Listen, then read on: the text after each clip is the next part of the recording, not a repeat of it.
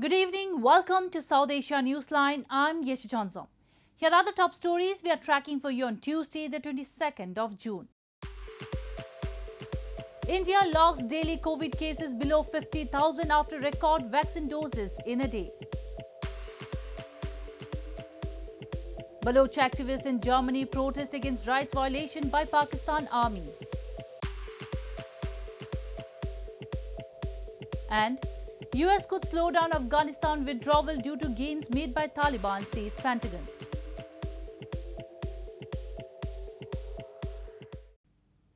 And now for all the details. India added less than 50,000 new coronavirus infections on Tuesday, the lowest daily cases in more than 3 months, taking the cases tally to 29.98 million. This came a day after record 8.6 million people were administered COVID-19 vaccine doses as the country kicked off free inoculation for all adults from Monday, reversing its vaccine policy. India on Tuesday reported 42,640 new COVID-19 infections, its lowest figure since March 23, taking the cases tally to 29.98 million, with 389,302 deaths so far. This came a day after the country vaccinated a record 8.6 million people, representing a record twofold jump as India kicked off free inoculation for all adults from Monday, reversing a policy for individual states and hospitals to buy vaccines for those aged 18 to 44.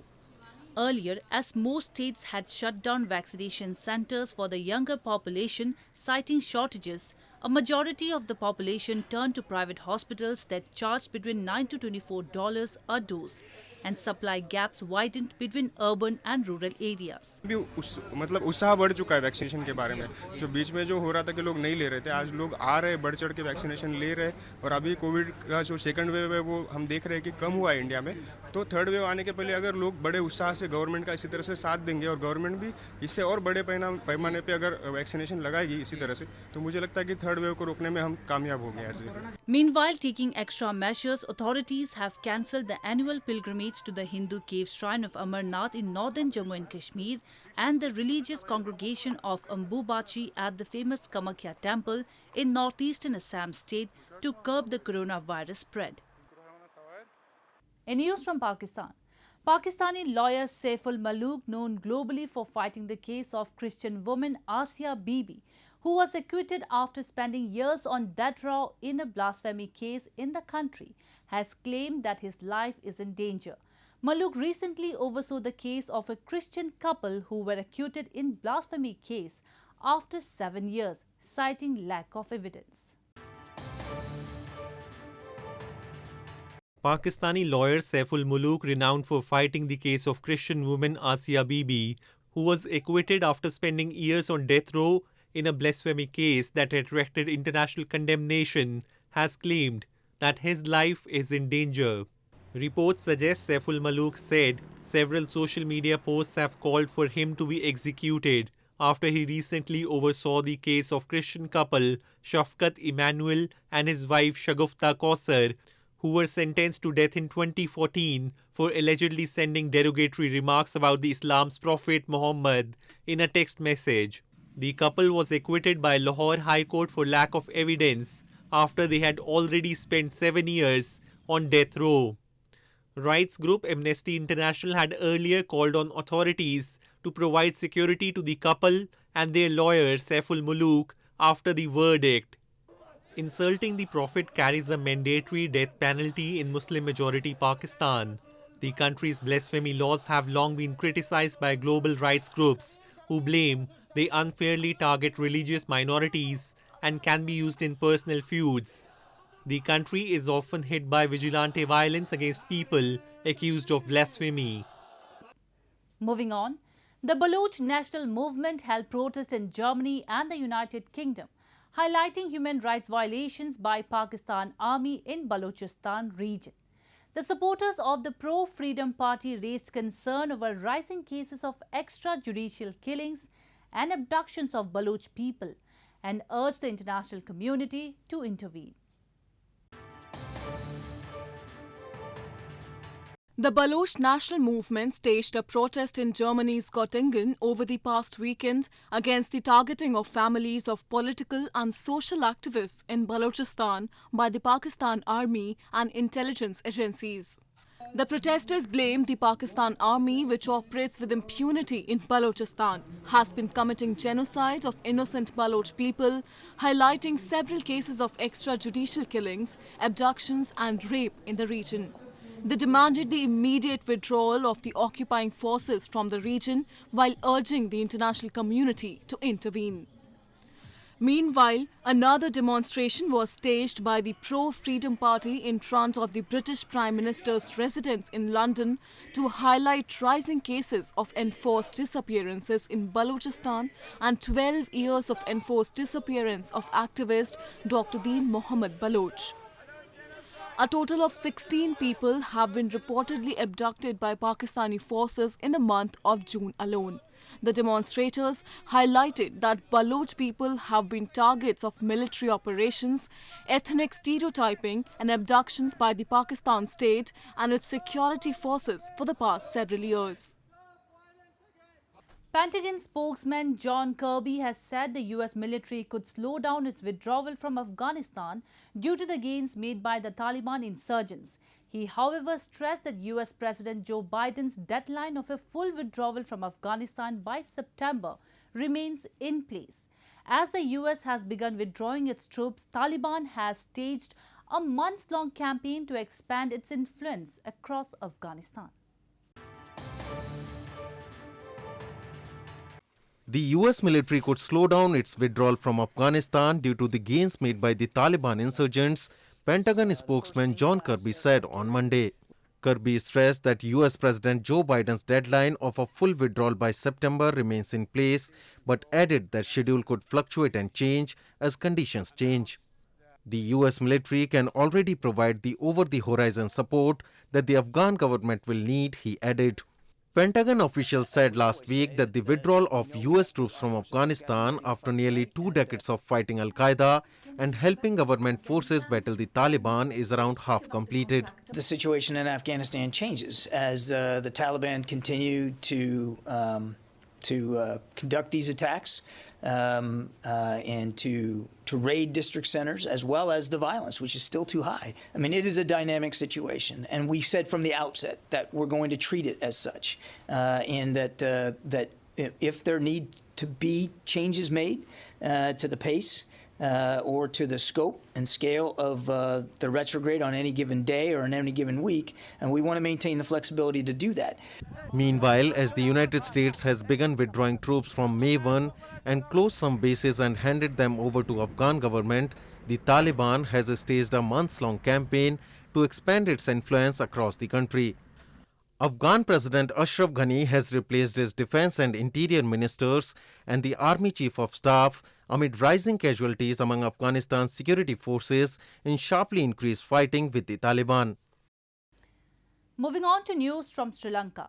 Weeks after the cargo ship laden with chemicals sank off Sri Lanka's western coast in what is already the country's worst ever man-made environmental disaster, experts from the United Nations Environment Programme met with Sri Lankan officials on Monday to address the environmental damage. Experts from the United Nations Environment Programme met with Sri Lanka officials on Monday to address the environmental damage, weeks after cargo ship MV Express Pearl laden with chemicals sank off its western coast in what is already the country's worst ever man-made environmental disaster. Sri Lanka's State Minister for Coast Conservation in a news conference after the meeting with UN experts said, according to them, this is the largest contamination of beaches with plastic pellets in the world. And their opinion is that what ended up on the beach is about 40% of the total amount of plastic pellets from the ship. ඕන් විශේෂයෙන් පෙන්වා දෙන කාරණා තුනක් තිබෙනවා. පළවෙනි කාරණේ තමයි ඕන් කියනවා දැන් මේ නැවේ තිබිච්ච රසායනික ද්‍රව්‍ය වලින් නම් වැඩි හරියක් මේ වෙන විට ගිනිගෙන වායුවට එකතු වෙලා තියෙනවා විය හැකි. Footage from local media taken on Sunday showed that turtles and carcasses of other marine animals which had washed up ashore on a beach in Colombo. මේ කලාපේ විශේෂයෙන්ම මුහුදු කැස්බෑවන් ඒ වගේම අනෙකුත් මත්ස්‍ය විශේෂ වෙරළට ගොඩ ගැසීම පිළිබඳව අධ්‍යයනය කිරීමට විශේෂයෙන්ම මේ කාරණාව මේ එක්ස්ප්‍රස් පර්ල් නෞකාවේ සිද්ධියට අදාළ කාරණාවක්ද ස්වභාවිකව සිදුවෙච්ච දෙයක්ද එහෙමත් නැත්නම් මිනිස් ක්‍රියාකාරකම් නිසා සිදුවෙච්ච දෙයක්ද කියන එක අපි අඳුනාගත යුතුයි. ඒ පිළිබඳව පරීක්ෂණ පවත්වනවා. ඒ පරීක්ෂණ පැවැත්වීමේදී අවශ්‍ය විශේෂඥ සහාය ලබා ගැනීමට උපදෙස් ලබා දීලා තියෙනවා. The Singapore-registered cargo ship was anchored offshore when a fire erupted after an explosion on May 20. Flaming containers filled with billions of plastic pallets tumbled into the sea from the ship's deck as emergency crews sought to contain the blaze over the next 2 weeks. It began to sink early on June 2. A salvage crew tried to tow the vessel to deeper water away from the coast, but the attempt was abandoned after the rear of the ship touched the seabed. Moving on to news from Nepal. Nepal Prime Minister KP Sharma Oli, in his address on International Yoga Day on Monday, claimed that yoga originated in Nepal and was practiced in his country long before the existence of India as a nation. Oli had earlier courted controversy when he said Hindu Lord Ram was born in Nepal.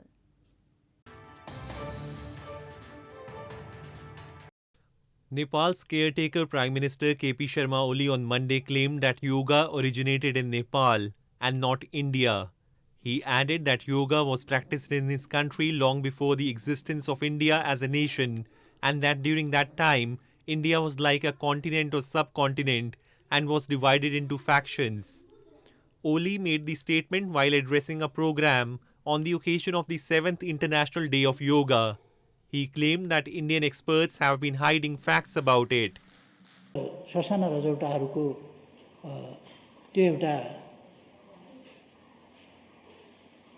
एक खालको भनौँ न यो महाद्वीप भन्दा पनि अलिकति उपमहाद्वीप जस्तो दक्षिण एसिया र अलिअलि दक्षिण एसिया भन्दा बाहिर समेत जो भारत चाहिँ त्यसबेला थिएन. International Day of Yoga has been celebrated annually on June 21 since 2015, following its inception in the United Nations General Assembly in 2014 on Indian Prime Minister Narendra Modi's suggestion. In July last year, Oli had quoted controversy when he said Hindu god Ram was born in Nepal and not in India's Ayodhya.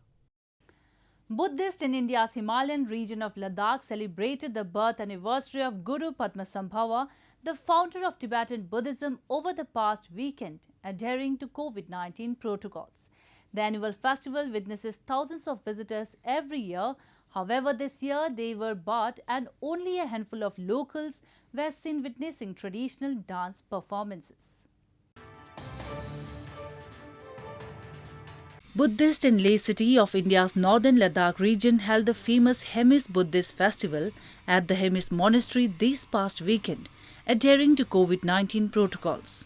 The two-day festival is held on the 10th day of the Tibetan lunar month to celebrate the birth anniversary of Guru Padmasambhava, the founder of Tibetan Buddhism.